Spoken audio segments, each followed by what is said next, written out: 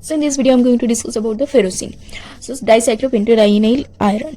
So this is the structure of ferrocene. So here dicyclopentadienyl iron means means we know that two means di. Cyclopentadienyl means these are the cyclopentadiene rings. So there are two cyclopentadiene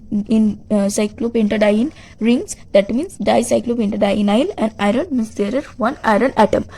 Okay, so this is the structure of ferrocene. That means dicyclopentadienyl iron, and the structure and bonding of the ferrocene. So ferrocene has a sandwich structure. That is, it has a you can see that this is a sandwich like structure. If you imagine that these are the breads. Okay, these are the breads. The cyclopentadiene rings are the breads, and this Fe, that is this a slice of cheese. So that's why this will be look like a sandwich. That's why this is it has a sandwich like structure. Okay, with the iron held between two planar cyclopentadienyl rings. Okay, and that's the method that what I'm saying, that these two cyclopentadienyl rings. Okay, and in between them there is a iron atom. Okay, so this carbon distance in the rings are all equal, about 139 plus minus 6 pm. Okay, and here in these two cyclopentadienyl rings, the parallel lines, look at here. So there the distance between the parallel pins means, if we draw this is parallel pins of cyclopentadienyl rings of the ferrocene is about 325 picometer. Okay, pm. So here the parallel pins of there are two parallel pins. These are parallel pins of cyclopentadiene rings. The distance between them is 325 pm.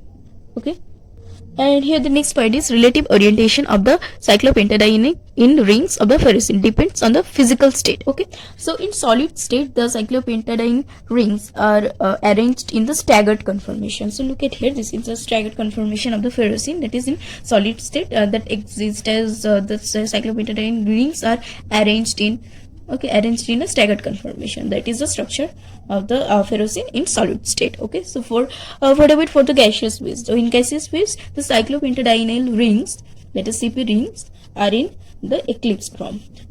So here look at this eclipse form.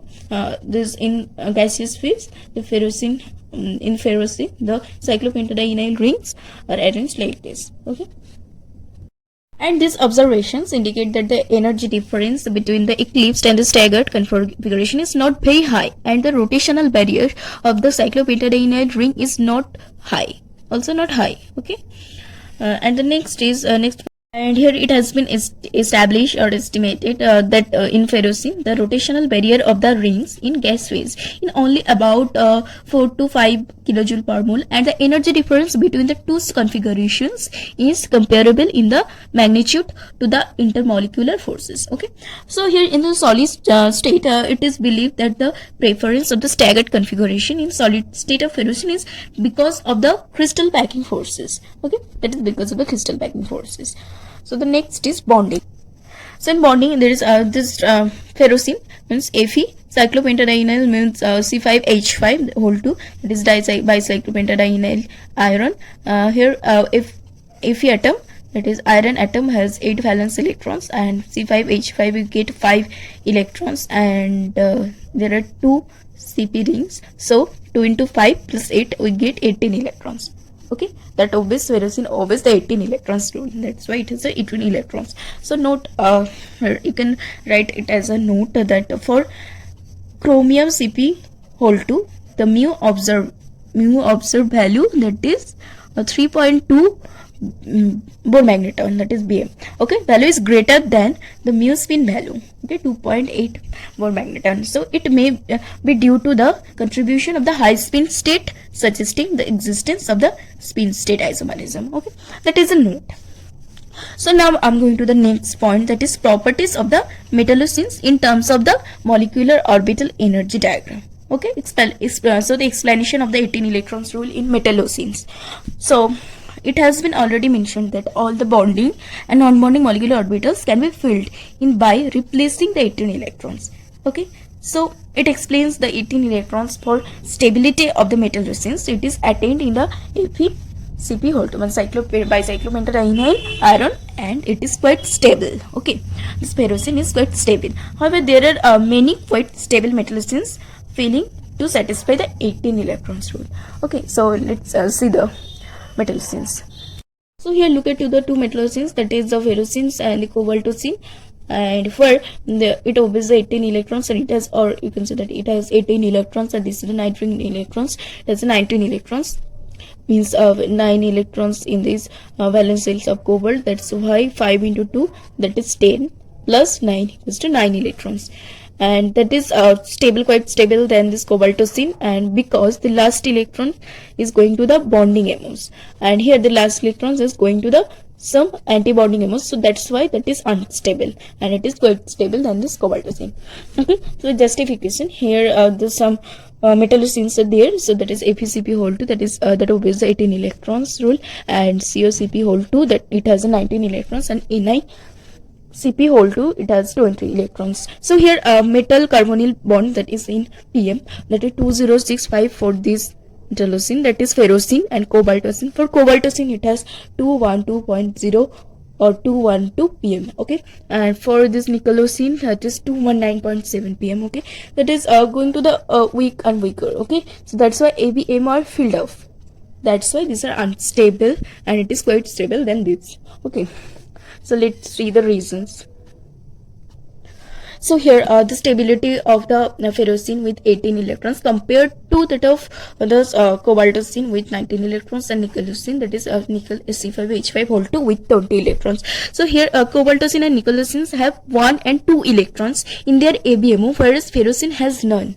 Okay, so in this anti-bonding molecular orbital, there is no electrons for ferrocenes. Okay, that's why I repeat this point, that is cobaltocene and nickelocenes have 1 and 2 electrons. Cobaltocene has 1 electrons in their ABMO, and nickelocene that have 2 electrons in ABMO, anti-bonding MO, whereas ferrocene has none. Okay, so the next point is the electrons in anti-bonding MO are easier to remove, so that cobaltocene and nickelocenes are easily oxidizable compared to ferrocene. Okay, and the third is chromocene, that is CrCp whole 2 or C5H5 whole 2 with 16 electrons. It has 16 electrons, which 10, and chromium has 6 valence electrons in their orbitals, so that's why 6 plus 10, that is 16 electrons. And vanadocene, that is BC5H5 whole 2 with 15 electrons. Vanadine has 5 valence electrons, that's why 5 plus 10 with the 15 electrons have unfilled bonding MO and non-bonding MO set, with the result that these systems can be easily get reduced. Okay, and get reduced by accepting 2 and 3 electrons. Okay, that's it. Okay, and the next is so the next point is nickelocene readily reacts with the PF3 to give the 18 electrons product. So we know that nickelocene is a 20 electrons, it has a 20 electrons. That's how. So here nickel means 10 valence electrons. So 5 eta 5, that is the hapticity. Okay, that is 5 into 2, 5 into 2, that is 10 plus 10, we get 20 electrons. So plus 4 PF3.